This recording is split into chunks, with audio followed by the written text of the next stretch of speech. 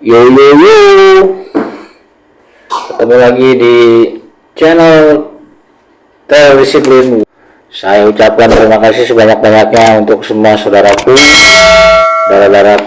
pada video perdana saya yang sudah tayang beberapa hari yang lalu. Terima kasih atas perhatiannya, atensinya, dukungannya dari semuanya. Tanpa saya bisa sebutkan satu persatu, saya pribadi mengucapkan terima kasih. Oke, kita lanjut saja sesuai janji saya pada video pertama. Sekarang kita masuk ke materi. Asik nih. A few moments later. Oke, kita mulai dengan materi yang saya ketahui dan saya pakai dalam trading. Oke ya, kita mulai daraku. Yang pertama, SNR. Saya yakin semua di sini daraku udah pasti ngerti yang namanya SNR. Lalu kita pakai membaca dan memahami.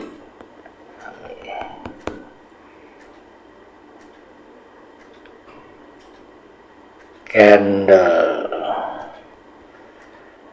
Oke ya, paham ya? Saya yakin di sini saudara-saudaraku sudah banyak yang mengerti dan memahami sedikit mungkin.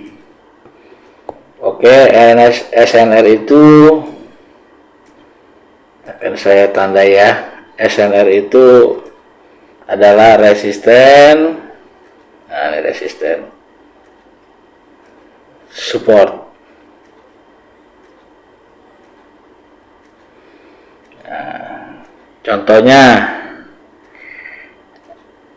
SNR itu adalah harga tertinggi nih yang terjadi dalam satu periode 5 menit. Saya fokus di materi 1 menit ya, darah-darahku. Oke, syaratnya apa aja tuh untuk di 1 menit? Nah, kita membaca C1, C2, C3, C4. Bebas di mana saja kita temui, bebas. Nah, kita boleh memulai di awal periode yang saya kasih jam sampai akhir periode. Satu periode itu 5 menit. Jadi saya di sini memakai cara SNR dan candle. Oke, kita masuk ke candlenya dulu ya, daraku. Candle hijau, kita anggap aja nih hijau. Satu lagi candle merah.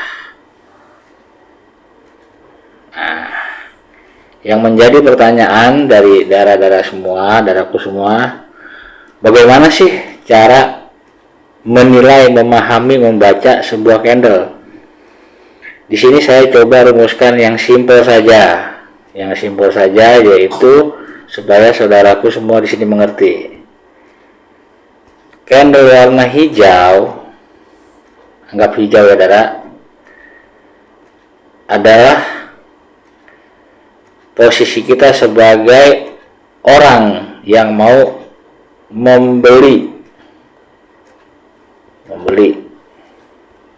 Nah, kita anggap candle ini adalah barang bekas, kita yang mau membeli. Sama juga dengan candle merah juga sebegitu. Hanya bedanya kalau di candle merah kita sebagai penjual, kita anggap candle merah ini adalah barang bekas. Nah, kita masuk, bagaimana membaca dan menilainya? Kalau ada yang nanya, bang gimana? Maaf saya batuk. Kita sekarang berada di posisi pembeli, ya, kita ada di posisi pembeli. Jika candle seperti ini, berarti anggap saja kita sebagai orang yang mau beli motor. Kita lihat kondisi motornya begini, berapa kita nawarnya. Ini kondisi motornya luar biasa. Motornya ini ada bentuknya, motornya masih mulus, bagus. Nah, bagaimana kita menilainya ini? Ya kan? Lalu kita mau beli motor lagi. Nah, motornya bendanya begini nih.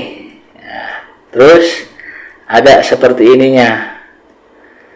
Kita ibaratkan ini motor ada sedikit kekurangannya di bawah, misalnya kaki-kakinya. Nah, kita tinggal taksir harganya. Lalu ada lagi motor yang seperti ini. Nah, makin kecil dia.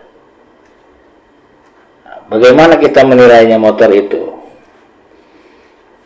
Karena kalau kita pakai bahasa-bahasa yang lebih rumit, bang, saya pribadi daraku pasti akan menambah bingung, butuh waktu lama. Jadi saya menganggap itu kita sebagai pembeli barang bekas. Lilin ini adalah barang bekas yang kita sedang tawar. Lalu bagaimana dengan yang seperti ini, ada di atas, ada di bawah. Nah, kita mulai melakukan imajinasi. Oh, barangnya masih bagus nih untuk yang ini, kekurangannya hampir nggak ada, hampir mulus. Oh, barangnya begini, masih bagus tapi ada kekurangannya. Ini kekurangannya. Oh, ini juga barangnya udah makin kurang bagus nih, tapi masih laku dijual. Nah, yang nggak laku dijual yang begini, Dara. Ini nggak laku dijual, bingung nih. Akhirnya awal kita datang ke toko orang itu, ya kan, cuma ngelihat barangnya doang, tapi nggak jadi beli nih untuk yang begini atau yang begini. Kita bingung mau beli, ini barang masih laku kan ntar kalau kita beli sekarang. Nah, jadi kalau saya menganggapnya seperti itu, Dara. Kita anggap saja begitu, ya kan. Nah, lalu bagaimana kalau misalnya candle merah? Kita anggap sekarang candle merah. Kita anggap candle merah. Kita anggap candle merah, ya. Kita berada di posisi sebagai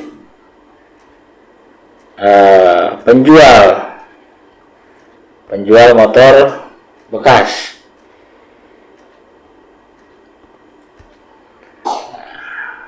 Ini kita punya motor nih.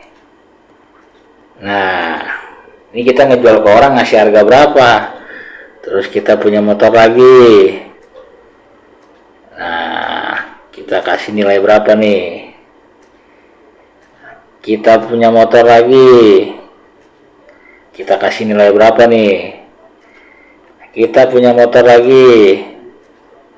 Sebentar ya, Daraku, biar supaya gampang. Kita punya motor lagi yang seperti ini. Sampai kita punya motor yang seperti ini mau dijual.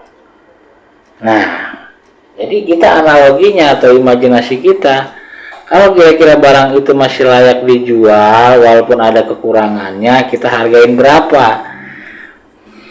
Nah, kira-kira begitu, saudaraku, untuk memahami atau menilai sebuah candle, ya. Jadi kita lihat aja dengan catatan, ya kan, semua candle ini, semua ini harus mempunyai pendukung.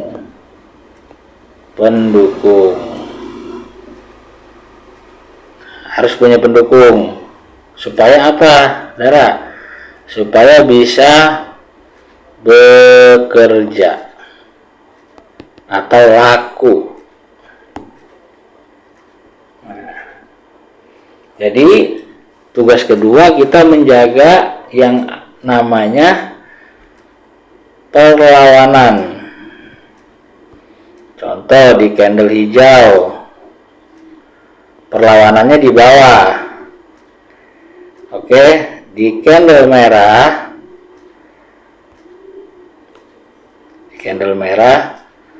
perlawanannya, perlawanannya di atas.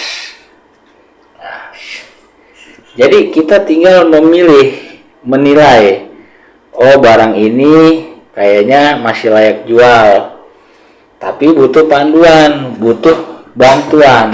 Nah, sebagai contoh, bagaimana caranya kita menilai? Hindari yang namanya gap.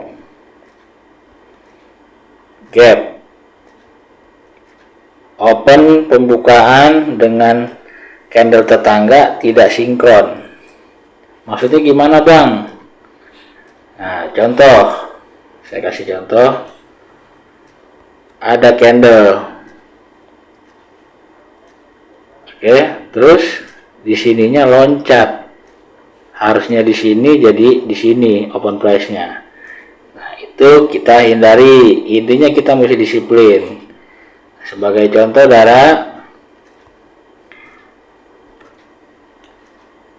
terjadi candle seperti ini. Nah, kita menjual nih. Nah, ini candlenya apa nih? Candle ini tetap membawa arah penurunan tapi lemah. Nah, kita imajinasikan lagi seperti motor tadi. Ini motor masih bagus bodinya, tapi stangnya udah rada bengkok, lampunya udah pada goyang. Nah, kita berimajinasi seperti itu aja. Yang lebih gampangnya dibanding Daraku harus menilai-nilai, menghafal bentuk candle yang banyak banget. Saya juga nggak mau ngapalin, memahami aja. Kurang lebih begitu. Kita menjadi penjual barang bekas pada saat kita menemukan candle hijau. Candle merah, kita sebagai penjual barang bekas. Kita tawarin barang itu dengan harga yang sesuai dengan bentuknya. Begitu, Dara.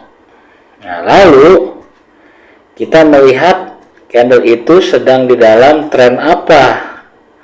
Up, trend, atau tren turun.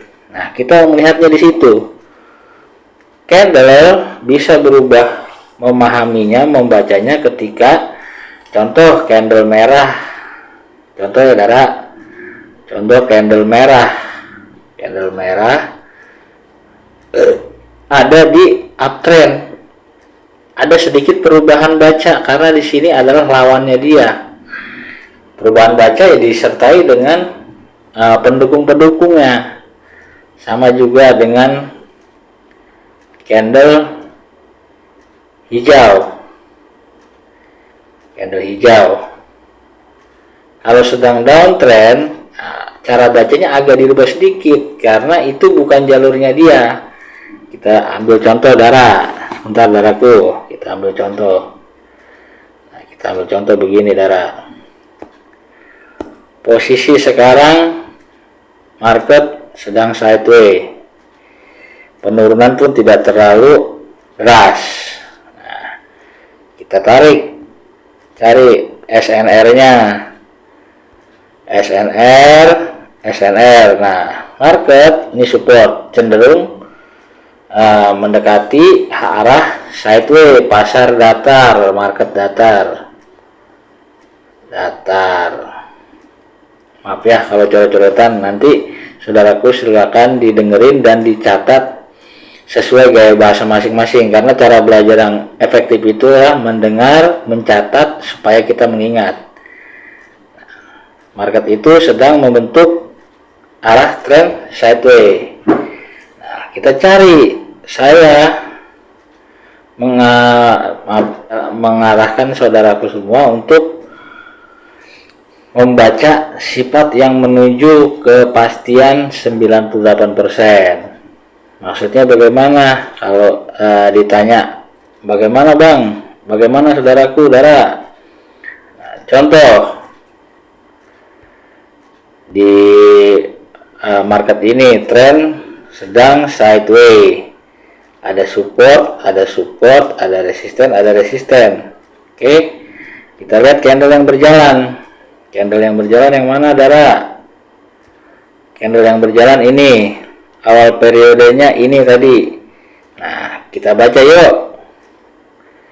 Candle pertama, informasinya penurunan tapi lemah karena ada perlawanan dari sumbu atas, ada dorongan dari sumbu bawah. Nah, jadi kita masuk candle kedua. Nah, ini kekuatan untuk naik. Candle yang ini nih, darah mulus. Waduh, ibaratnya berangsekan 98%. Dan sesuai dia ada di trennya, tren turun. Nah, berarti kekuatan dia bertambah, darah. Lalu datang lagi candle yang membawa informasi kenaikan, tapi agak lemah karena dia ada di posisi downtrend. Nah, maka kita lihat nih, darah, ini pasar mau kemari, mau ngejebol support yang di bawah, yang terdekat globalnya, apa dia mau nabrak resisten yang di atas. Kita lihat arahnya, darah. Oke, kita tunggu ya. Di sini ada candle informasi naik tapi membawa pesan turun. Ini pembatalan untuk naik. Ini informasi turun tapi membawa arah naik. Nah, terjadi support yang tidak saling menembus. Kita tunggu nih, darah. Candle ini apabila dia membentuk candle berwarna hijau dan menabrak breakout ini, kita bisa open posisi ya. Saya terbiasa dengan open posisi 3 menit. Nah, kalau di luar sana banyak ilmu yang sama, ya saya mohon maaf, ilmu itu pada dasarnya satu pohon.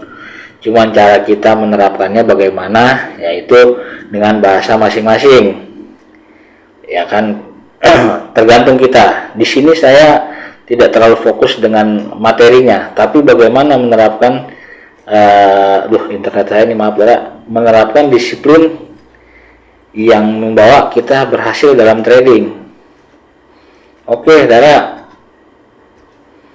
masih terjadi informasi penurunan. Belum ada candle yang membawa kita ke arah yang jelas. Ini market mau kemana nih nabraknya? Mau nge-breakout, menjebol ya pertahanan di atas, atau menuju ke menjebol pertahanan yang ada di bawah. Ya, inilah yang saya katakan sabar. Di sini, darah, saya tidak ingin menjadi petarung atau pesulap, tidak. Saya di sini fokus untuk menerapkan pola disiplin. Jika tidak ada peluang, gak usah OP, gak ada salahnya kok. Kita nggak akan kehilangan candle, kehabisan candle satu hari itu ribuan. Untuk apa kita mencoba-coba? Hilangin hawa gatel. Dan pesan saya, hindari komplain. Mohon maaf sebelumnya, saya tidak menggunakan metode komplain. Ya salah-salah aja. Habis salah kita berhenti. Ada di mana nih kesalahan kita evaluasi. Karena apa? Di dalam kompensasi ada balas dendam supaya saldo kita balik. Menimbulkan ambisi. Di dalam ambisi itu ada emosi. Nah, itu yang berbahaya, darah. Ingatlah, seorang trader diibaratkan sebagai sebuah sebutir telur. Kalau salah menaruh posisi di tempat untuk menaruh telur ini, jangan lagi pecah, retak aja kita udah bingung. Jadi kita harus hati-hati. Nah, jadi saya, darahku, dalam satu hari, dalam 3 jam aja open posisi mungkin hanya beberapa kali. Karena saya mendisiplinkan, kalau tidak ada yang matang tidak usah dimakan. Gitu ya, darah. Nah, dari tadi nih pasar mengarah ke jebakan. Sideway, membuat sideway, downtrend dulu sebentar, lalu membuat zebra atau candle warna-warni. Ya kan, dia di sini aja nih, darah. Tidak memberikan satu yang pasti. Kita tahan dulu, sabar. Nah, ini ada candle membuat resisten, lalu ini pelemahan untuk naik, ya kan? Candle bimbang dikonfirmasinya. Kita lihat nih candle yang ini. Kalau dia berhasil membreakout, menabrak candle, maksud saya menabrak dari resisten, harga penawaran tertinggi, saya akan open posisi. Tapi kalau dia hanya bolak-balik di situ aja, saya stop dulu. Nah, jelas ya Dara ya. Kita jelas bahwasanya pelemahan semua dan tidak menabrak resisten. Kita open posisi 3 menit, kita sell, tunggu ekornya. Ingat, kita sellnya hanya 2 kali saja. Jadi contoh, Daraku modal 140.000, berarti kita hanya 2 kali open posisi. Mau salah kayak mau bener, berarti dalam 140.000 itu kita punya 5 kali kesempatan. Nah, usahakan open posisi ketika dia melakukan perlawanan dulu. Jangan takut, kalau udah ketinggalan udah nggak usah, ntar gua ada lagi. Oke Dara. Dan open posisi kita yang ini Daraku, ini jadi patokan. Kalau nanti ada lagi di sini baru kita open posisi. Ya, trading itu bukan tebak-tebakan candle warna apa. Ya Dara ya, kita bukan menebak hijau atau merah. Ini adalah membeli poin, nih poin yang kita beli. Jadi walaupun candlenya hijau, kita menekan tombol merah atau sell, tapi kita mengambil titik tertingginya dan dia turunnya di bawah dalam satu candle, kita ngambil di sini, dia berhenti di sini, ya kita tetap profit. Begitu juga sebaliknya candle merah, kita open posisinya buy, kita ambil di bawahnya. Contoh Dara, kita pada candle warna merah, kita open posisinya hijau di sini, terus candle close-nya di sini, ya kita profit. Karena ini bukan tebak-tebakan warna, ini adalah membeli poin atau menjual poin, begitu ya Daraku. Nah, di video pertama ini saya ingin menjelaskan bahwasannya candle-candle ini yang sering menjadi jebakan kita adalah membaca ya. Sementara kita harus memahami 3M nih, memahami, mengerti. Nah, jadi tujuan saya memberikan contoh daripada pemahaman tentang bagaimana cara menilai atau memahami sebuah candle, ya itu tadi. Nah, ini kita anggap aja ini motor Dara. Kita sebagai penjual motor, kira-kira kalau kita punya kondisi motor begini, ya kan? Begini,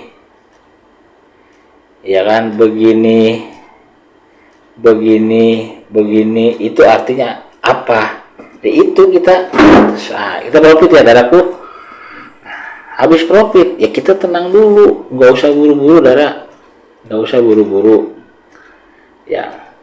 Jangan, saya bukan pesulap yang bisa